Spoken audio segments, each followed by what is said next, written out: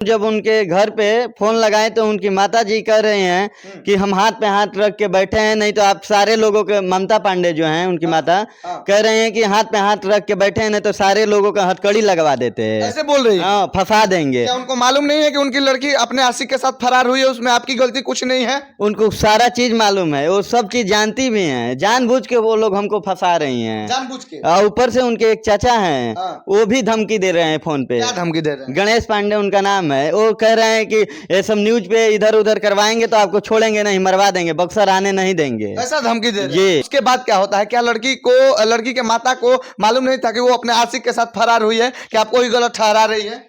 लड़की की माता सब जानती थी, पहले से भी जानती थी, वो पहले से जानती थी? पहले से भी जानती थी। तो क्या वो शादी से पहले लड़की के साथ जब वो लड़का उसका आशिक रहता था तो उसके लड़की के परिवार वालों को सबको मालूम था? हाँ, सबको मालूम था, जानबूझ के लोग हमको फंसाए, सीधा जान के कि पंडिताई कराते हैं, इधर उधर जाएंगे तो हमारा लड़की के जो है काम पेशा है चलता रहेगा। मतलब कि उसके परिवार वाले सारे जानते थे कि लड़की किस पेशे की? हाँ, सारे लोग जानते हैं। मतलब कि पूरे परिवार वालों का इसमें हाथ है, समझिए। हाँ, इसमें सारे परिवार वाले को हाथ है।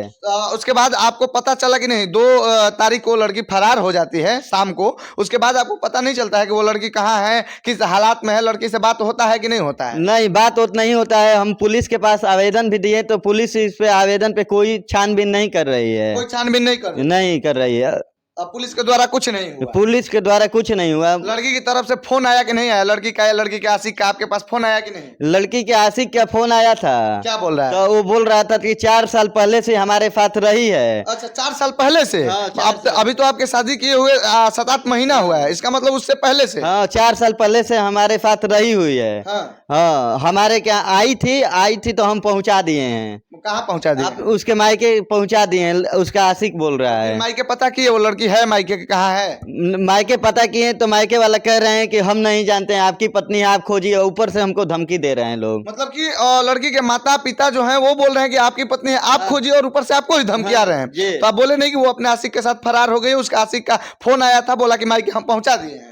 ये बोले हैं बात, लेकिन वो लोग सुनने में कह रहे हैं कि आप पुलिस प्रशासन के लेके उनके घर पहुंचिए, आपका काम है, हमारा काम नहीं है। आप समझिए, तो हमको तो लगता है कि सच में कलयुग आ गया है, और ये घोर कलयुग है कि लड़की अपने आशिक के साथ, वो भी शादीशुदा लड़की, अपने पति के साथ झगड़ा करके अपने आशिक के साथ फरार हो जाती है। और ये बात कहीं ना कहीं लड़की के माता को, पिता को, सबको मालूम होता है, और लेकिन कोई कुछ नहीं करता है, बल्कि इनको ही उल्टा धमकियाया जाता है कि आप चुपचाप रहिए, नहीं तो आपको हम मरवा देंगे, तो ये कर देंगे, वो कर देंगे, और आपकी पत्नी है, आप जानो, हम कुछ नहीं जानते। अब बताइए ना कि जिसकी बेटी रहेगी, क्या उसके माता पिता ऐसे बात करेंगे या अपने दामाद से ऐसे बात करेंगे? वो तो खुद पता लगाना चाहेंगे कि आखिर हमारी बेटी गई कहां। तो आप लोग खुद समझ सकते हैं कि इसमें कहीं ना कहीं उस लड़की का पूरा परिवार संलिप्त है, और लड़की से ऐसा काम करवाया जाता है, और वो लड़की कैरेक्टर की ठीक नहीं है। तभी इनके रहते हुए, अपने पति के रहते हुए, और अगर ये कहीं पूजा पाठ कराने चले जाते हैं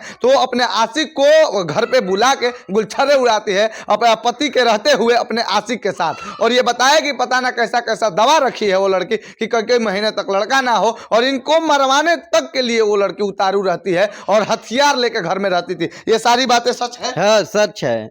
लेकिन छुरा और दवा रखी है। दवा भी रखी है? हाँ, रखी है। दवा का इस्तेमाल आपके जाने के बाद हमेशा होता है? हाँ, वो 3 दवा खाई भी है, उसमें से उसका दवा हमारे पास पड़ा हुआ है। हाँ। उसके जाने के बाद आप सारा चीज खोजे तो मिला? चुड़केस में था, नीचे चुड़केस में था जी।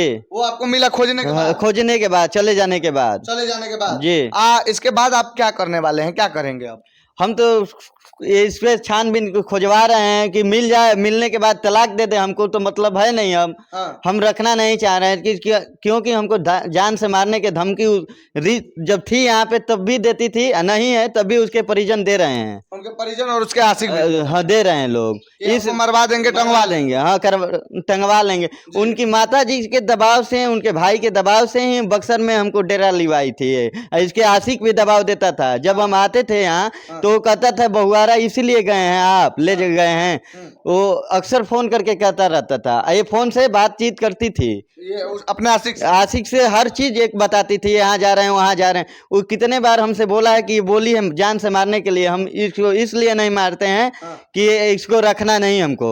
अच्छा, और मतलब कि वो शादी के कितना दिन बाद गांव छोड़ के बक्सर जाने का जिद करने लगी लड़की? 2-3 दिन बाद वो जिद करने लगी। उसकी माता जी बोली कि अमहौरी फुंसी हो गया है, लेके आइए दवा ववा करवा दीजिए। उसकी माता जी भी? उसकी माता जी भी, बस ये बहाना था? बहाना था ये। उसके बाद 10 दिन बाद जो है वहाँ पे गई, दवा के बहाना, एडमिशन के बहाना। उसके बाद वहाँ गई, उसके बाद ये सब वो लोग यहीं रहने के लिए कह रहे थे। कितना दिन बाद, शादी के कितना दिन बाद बक्सर रहने लगे लड़की को लेकर आप? शादी के 1 महीने बाद लगभग हम बक्सर में रहने लगे लेकर। लड़की को बक्सर में लेकर रहने लगे? जी, बक्सर उसके में। बाद वो लड़की अपने आशिक के साथ गुलछर्रे उड़ाने लगी? जी, हम इधर उधर पूजा कराने जाते थे तो अपना बुला लेती थी, अगल बगल के लोग से बोल देती थी मेरे बुआ के लड़के हैं। अच्छा। वो अपना जो मन वो करती थी, बैठ के अक्सर जाती आती भी थी उसके साथ, जो लड़के के साथ। आप तो रहते नहीं थे? हम रहते भी नहीं थे, और उसके डर के मारे कोई बताता भी नहीं था, क्योंकि लड़ाकिन भी थी।